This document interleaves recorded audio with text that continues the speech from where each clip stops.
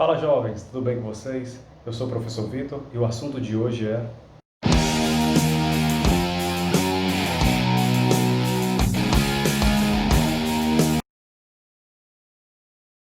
Uma onda de regimes ditatoriais teve início em 1922, quando os fascistas chegaram ao poder na Itália. Na Alemanha, Hitler assumiu em 1933. No mesmo ano, Salazar iniciou em Portugal uma das mais longas ditaduras da história recente da Europa. Na Espanha, após uma guerra civil, instaurou-se uma ditadura liderada por Francisco Franco. Ambos são caracterizados pelo abuso do poder por parte do Estado e pela supressão das liberdades individuais. Contudo, existem diferenças importantes entre eles. Nos regimes ditatoriais ou autoritários, o projeto do governo está acima da vontade da nação. A soberania do povo é substituída pela soberania do ditador. Nos regimes totalitários, o governo exerce o controle total sobre a sociedade, impondo determinada ideologia pelo uso da força e pela severa vigilância dos meios de comunicação, do ensino e da vida privada. A eliminação da liberdade, além de ser promovida por meio de métodos de terror, atinge a consciência do próprio indivíduo, apagando todas as marcas de pensamento autônomo para formar mentes moldadas à ideologia do Estado. O fascismo na Itália, o nazismo na Alemanha e o stalinismo na União Soviética são os principais exemplos de regimes totalitários. O próprio conceito de fascismo ele gera muito debate por ser bastante complexo. Mas é importante destacarmos que, enquanto movimento político e social, o fascismo possui uma retórica populista. O fascismo é um movimento ultranacionalista e armamentista que surgiu na Itália durante o século XX.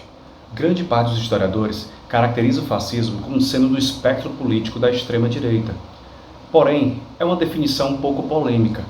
A gente tem dificuldade de definir justamente por algumas características próprias do fascismo. Eu diria até que é um sistema híbrido. Ele tem algumas características de união, de coletivismo, que são características da esquerda, e tem também fortes características ultranacionalistas, militaristas, étnicas, que são mais ligadas à ideia da extrema-direita. Outro fato que ilustra a situação de colocar o fascismo no espectro político da extrema-direita é porque houve uma conservação das elites no poder, enquanto no comunismo, ilustrado pela União Soviética, houve uma mudança, uma ruptura nas elites que foram tiradas do poder. Um é colocado como revolução, o outro é colocado como uma contra-revolução. Segundo o economista Murray Rothbard, o fascismo foi a apoteose do capitalismo monopolista de Estado. Foi por esta razão que ele se mostrou tão atraente para os interesses das grandes empresas no Ocidente, coisa diferente do que aconteceu com o comunismo. Para sermos justos, é importante destacar que nem toda política praticada pela extrema-direita ela é considerada fascista. Assim como nem toda política praticada pelo espectro da esquerda pode ser considerada radicalizada como vista no stalinismo. Nós podemos destacar como características do fascismo o antiliberalismo. O fascismo defende algumas ideias capitalistas, como a propriedade privada, a livre iniciativa, porém defendia a intervenção estatal na economia, protecionismo. A nação era considerada um bem supremo e em nome dela qualquer sacrifício deveria ser exigido. Expansionismo, militarismo, corporativismo, anticomunismo, uma hierarquização da sociedade, no qual essa visão do mundo defende que cabem aos mais fortes, em nome de uma chamada vontade nacional, conduzir o povo à segurança e à prosperidade. Diante de uma situação econômica bastante grave, marcada pelo aumento da dívida pública, da inflação, falência de várias empresas, desemprego altíssimo no país, Fora isso tudo, a Itália não tinha recebido uma compensação territorial prometida em troca do apoio dado aos países da Tríplice Entente, escassez de mão de obra. Tudo isso criou condições favoráveis à ascensão do fascismo nesse país. Uma grande parte da população desempregada se aliou à grande burguesia para formar um movimento de extrema-direita e ultranacionalista chamada Face Italiani di Combattimento. Esse movimento deu origem ao Partido Nacional Fascista, liderado por Benito Mussolini.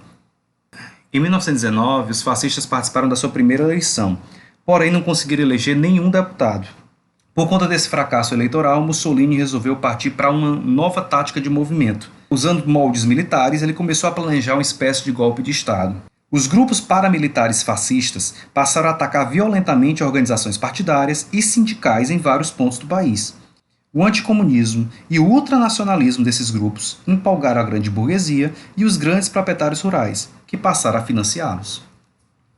Em 1921, o Partido Fascista já tinha um pequeno exército de filiados.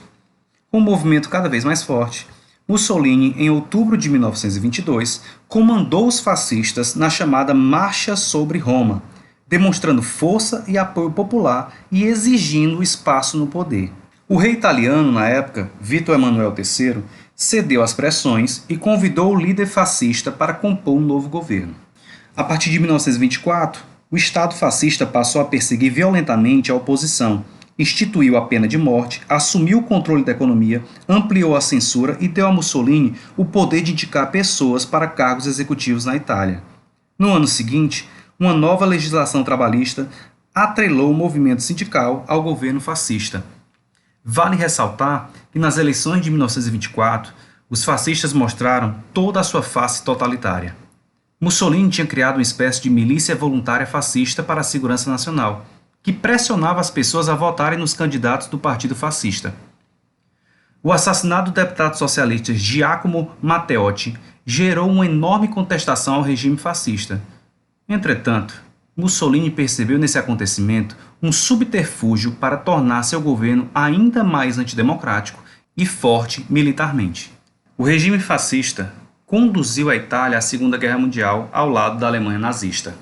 Vale ressaltar que Mussolini foi assassinado pela própria população italiana após a derrota da Itália na guerra. Um dado curioso que nós podemos destacar é que, para neutralizar a influência da Igreja Católica, a Itália assinou, na época de Mussolini, precisamente em 1929, o chamado Tratado de Latrão. Esse acordo criou o Estado do Vaticano, que se localiza hoje em um bairro de Roma, onde fica a sede da Igreja. Os termos dessa negociação garantiram a soberania do novo Estado e a predominância da religião católica na Itália. A divisão política do Brasil atual leva várias pessoas, seja do espectro da direita, seja do espectro da esquerda, a caracterizar o seu oponente como sendo fascista. Mas nisso a gente tem que tomar bastante cuidado. Primeiro, para não estar cometendo um crime. E segundo, porque essa característica do fascismo, ou o que apresenta certas características fascistas hoje, não se remetem ao fascismo surgido da Itália. Mas isso é um assunto que a gente pode trabalhar mais para frente em outros vídeos, um vídeo mais político. É isso, muito obrigado por terem ficado até o final do vídeo. Não esquece de curtir, compartilhar com os amigos. São vários temas históricos que a gente está postando aqui toda semana, beleza? Para quem tem interesse também na música, toda terça-feira a gente posta a parte musical. Um abraço e até a próxima.